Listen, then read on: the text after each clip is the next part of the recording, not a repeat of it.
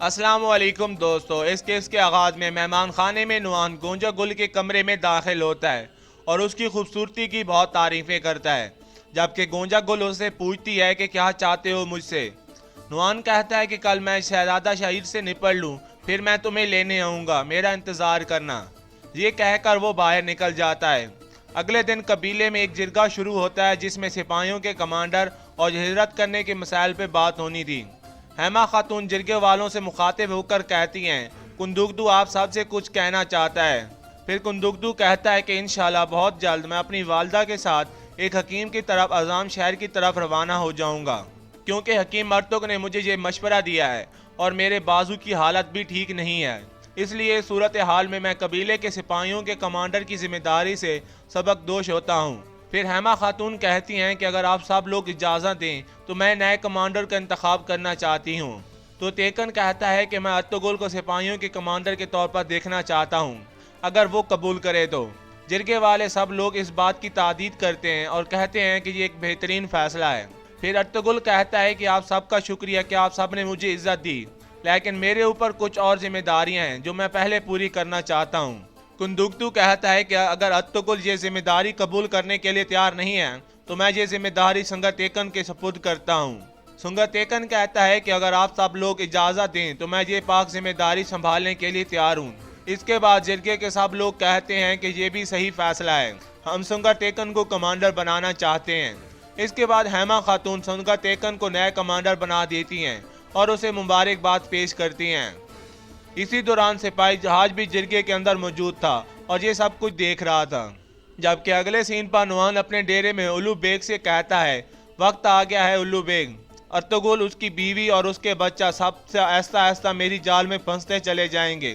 सुलेमान शाह के खैमे में मौजूद हर शख्स को मेरी तलवार का सामना करना पड़ेगा। उल्लू बेग पूछता है, और सादुद्दीन को पैक? फिर नुआन कहता है कि उसे सोचने दो कि उसकी लगाम मेरे हाथ में है। एक दिन उसे समझ आ जाएगी कि वो मेरे घोड़े के खुर के बराबर भी नहीं है। अब मैं इंतकाम के लिए उसका सर कटवाऊंगा। उल्लू बेग कहता है कि कोई भी नुआन को धोखा देकर जिंदा नहीं रह सकता। फिर नुआन कहता है कि पर आज रात दावत का इंतजाम करो, क्योंकि हमारे पास एक कीमती मेहमान आ रहा है। जबकि दूसरी तरफ जिरगे में कुंदुगदू कहता है कि अब मुनासिब वक्त है कि हम हिजरत के बारे में भी बात करें। मेरे ख्याल में हमें आहलत बनाना चाहिए, क्योंकि वहाँ के ज़ख़ीरा पहाड़ हमारे मवेशियों के लिए फ़ायदा मंद हैं और वहाँ हमारी तिजारत को भी फ़रोग़ मिलेगा। ये सुनकर जिरगे के सब लोग भी रजामंदी का इजहार करते हैं। तो तेकन कहता है कि ये सही फ़ैसला है, लेकिन फिर अर्तुगरुल साहब से मुखातिब होकर कहता है, दोनों कबीलों का इत्तेहाद एक अच्छी बात है, लेकिन हमें उस जगह नहीं जाना चाहिए जो हमारे मवेशियों के लिए बेहतर हो, बल्कि हमें उस रास्ते पर जाना चाहिए जहाँ हम अपने कबीले के लिए पाक जंगें कर सकें। अगर आप लोग मवेशी चरा कर ही ज़िंदगी गुजार देंगे तो ओस ख़ानदान का मिट जाएगा और अमन भी बाकी नहीं रहेगा। तो तेकन कहता है कि आपके अल्फाज हर बहादुर के दिल में जोश पैदा करते हैं, लेकिन अगर आप चाहते हैं कि हम मंगोलों से लड़ते रहें जिनके कब्ज़े में आधी दुनिया है, क्या इस तरह हम अपने कबीले को एक नामालूम रास्ते पर नहीं ले जाएंगे? अर्तुगरुल कहता है कि मैं मंगोलों के साथ जंग करने की बात नहीं कर रहा, बल्कि मैं बास्तीन की सरहद पर जाने की बात कर रहा हूँ। ये सुनकर जिरगे वाले लोग हैरान होकर आपस में बातें करने लग जाते हैं। कुंदुगतू कहता है कि ये तुम क्या कह रहे हो अर्तुगरुल, इन सब मुश्किलात के बाद तुम हमें नई मुसीबत में डालना चाहते हो। इसके बाद अर्तुगरुल भी इस फैसले की मुखालफत करता है और फिर हेमा खातून साहब से मुखातिब होकर कहती हैं, जो लोग अर्तुगरुल के मशवरे में दिलचस्पी रखते हैं वो हाथ खड़ा करें। लेकिन सिर्फ दो आदमी हाथ खड़ा करते हैं, एक संगर तेकन और दूसरा हकीम मर्तुक। फिर अर्तुगरुल कहता है कि वासीन ही वो सरहद है जो हमारे कबीले के लिए सही है, इसलिए मैं वहाँ हिजरत करके जाऊँगा और जो लोग मुझ पर यकीन रखते हैं वो बिना किसी शक के मेरे साथ जाएंगे। ये कहकर अर्तुगरुल जिरगे से बाहर निकल जाता है और इसके बाद अर्तुगरुल अपने घोड़े पर सवार होकर गुस्से से अपने कबीले से जाने लगता है। फिर तुर्गत कहता है कि अर्तुगरुल भाई को मैंने पहले कभी ऐसे नहीं देखा, और बमसी कहता है, भाई क्या हम इस तरह देखते रहेंगे, चलो इनके पीछे चलें। इसके बाद अर्तुगरुल के तीनों सिपाही भी उसके पीछे रवाना हो जाते हैं। जबकि दूसरी तरफ अर्तुगरुल का भाई दुंदार और हलीमा सुल्तान का भाई शहजादा शीर अपने मुहाफिज सिपाहियों के साथ एक जगह रुके हुए थे। दुंदार कहता है कि मैंने अपनी वालदा और भाइयों को बहुत ज़्यादा याद किया है, जबकि शहजादा शीर कहता है कि मैं भी अपने बहन से मिलने के लिए बहुत बेचैन हूँ। हमारा सफ़र तकरीबन ख़त्म होने वाला है दुंदार भाई, इंशाल्लाह बहुत जल्द हम अपने प्यारों से मिलेंगे। इसके बाद वो दोनों खाना खाने लगते हैं।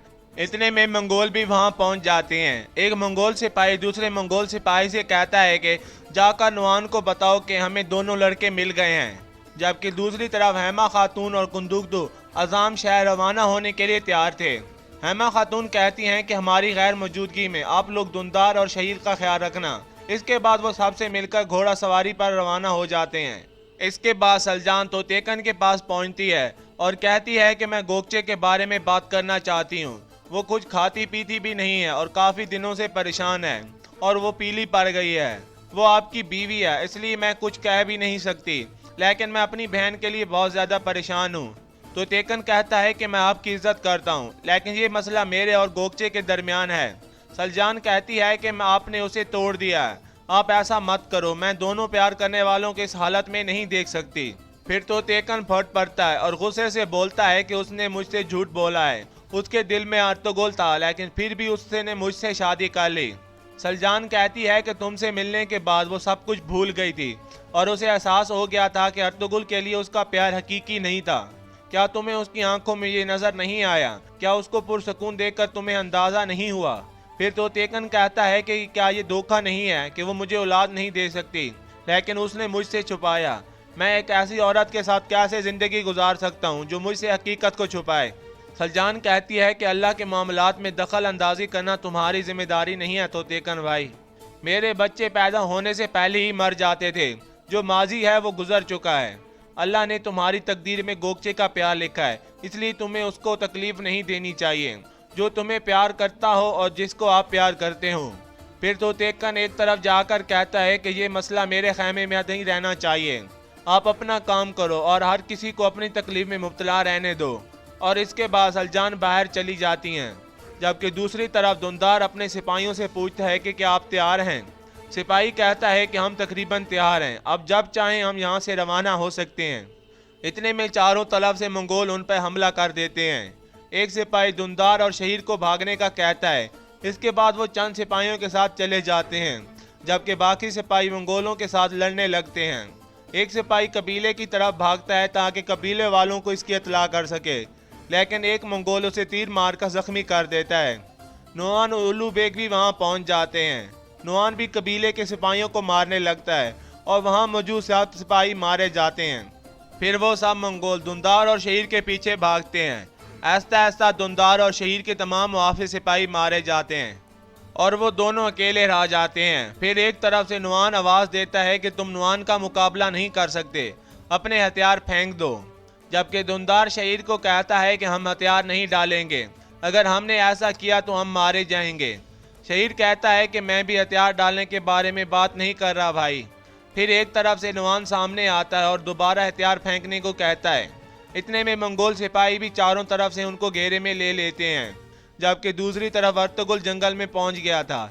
इतने में वो एक घोड़ा खड़ा देखता है और ज़मीन पर कबीले का सिपाही जख्मी हालत में पड़ा था। अर्तुगरुल जाकर उसे घोड़े से उतारता है और वो सिपाही अर्तुगरुल को बताता है कि जाकर दुंदार और शहीर की मदद करें, वो मुश्किल में है। अर्तुगरुल पूछता है कि किसने किया है ये? सिपाही कहता है कि नुआन ने। ये कहकर वो सिपाही शहीद हो जाता है। अर्तुगरुल फौरन अपने घोड़े की तरफ भागता है, जबकि दूसरी तरफ नुआन दुंदार और शहीर के करीब आ गया था और नुआन उनसे कहता है कि अपनी तलवारें फेंक दो, मेरा तुम्हारे साथ कोई मसला नहीं है, मेरा मसला अर्तुगरुल से है, मैंने कहा तलवारें फेंक दो। इसके बाद नुआन उन दोनों बच्चों को मारकर बेहोश कर देता है और सिपाहियों से कहता है कि बांध दो इनको। इसके बाद वहां अर्तुगरुल पहुंच जाता है और नुआन को ललकारता है और अर्तुगरुल बहुत गुस्से में होता है और यहाँ इस किस्त का अख्ताम हो जाता है।